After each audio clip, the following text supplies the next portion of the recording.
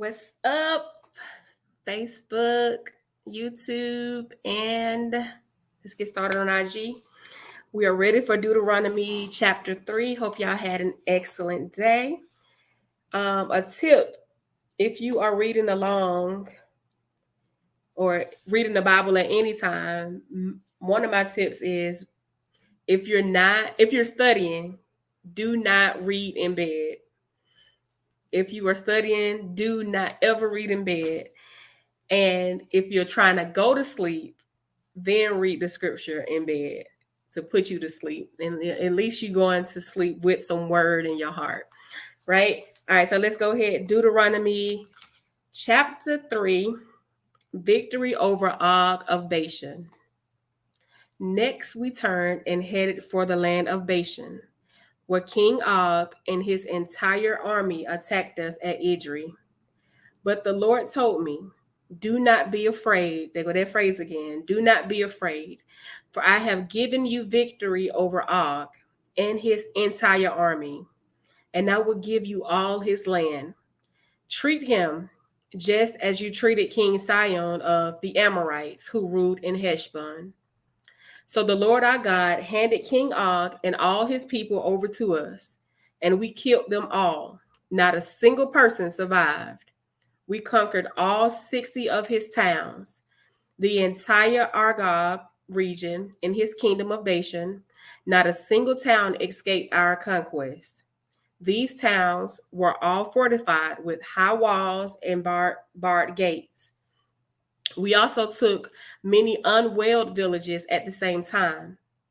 We completely destroyed the kingdom of Bashan, just as we had destroyed King Sihon and King Sihon of Heshbon. We destroyed all the people in every town we conquered, men, women, and children alike. But we kept all the livestock for ourselves and took plunder from all the towns. Verse 8. So we took the land of the two Amorite kings east of the Jordan River, all the way from the Arnon Gorge to Mount Hermon. Mount Hermon is called Saron by the Sidonians, and the Amorites called it Senir. We had now conquered all the cities on the plateau and all Gilead and Bashan, as far as the towns of Salekah and Edrei, which were part of Og's kingdom in Bashan. King Og of Bashan was the last survivor of the giant Rehabhites. His bed was made of iron and was more than 13 feet long and 16 feet wide. That's a real giant. He can still be seen in the Ammonite city of Rabbah, land division east of the Jordan. When we took possession of this land, I gave to the tribes of Reuben and Gad the territory beyond Aroer along the Arnon Gorge, plus half of the hill country of Gilead with its towns. Then I gave the rest of Gilead and all of Bashan, Og's former kingdom, to the half tribe of Manasseh. This entire Argob region of Bashan used to be known as the land of the Rehabhites.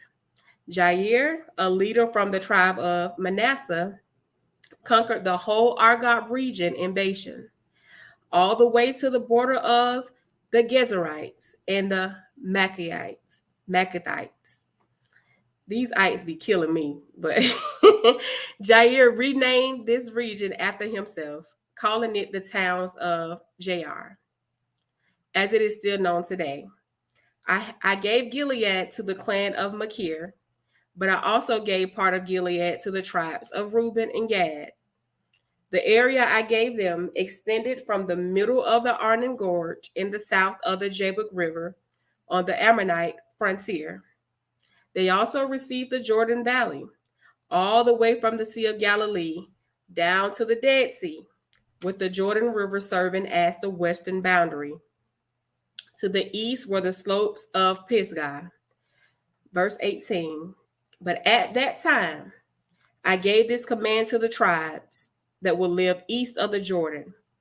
Although the Lord your God has given you this land as your property, all your fighting men must cross the Jordan ahead of your Israelite relatives, armed and ready to assist them, your wives, children, and numerous livestock, however, may stay behind in the towns I have given you. When the Lord has given security to the rest of the Israelites, as he has to you, and when they occupy the land the Lord your God is giving them across the Jordan River, then you may all return here to the land I have given you. Moses forbidden to enter the land. Verse 21. At that time, I gave Joshua this charge. You have seen for yourself everything the Lord your God has done to these two kings. He will do the same to all the kingdoms on the west side of the Jordan. Do not be afraid of the nations there, for the Lord your God will fight for you. At that time, I pleaded with the Lord and said, O sovereign Lord, you have only begun to show your greatness in the strength of your hand to me, your servant. Is there any God in heaven or in earth who can perform such great and mighty deeds as you do?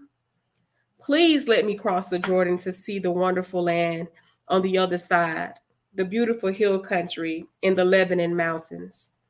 But the Lord was angry with me because of you, and he would not listen to me. That's enough, he declared. Speak of it no more, but go up to Pisgah Peak and look over the land in every direction. Take a good look, but you may not cross the Jordan River. Instead, commission Joshua and encourage and strengthen him, for he will lead the people across the Jordan. He will give them all the land you now see before you as their possession. So we stayed in the valley near Beth Peor. The word of the Lord is already blessed. Thank you for watching. Thank you for listening. Let me know which version of scripture you're reading. See y'all tomorrow for Deuteronomy chapter 4.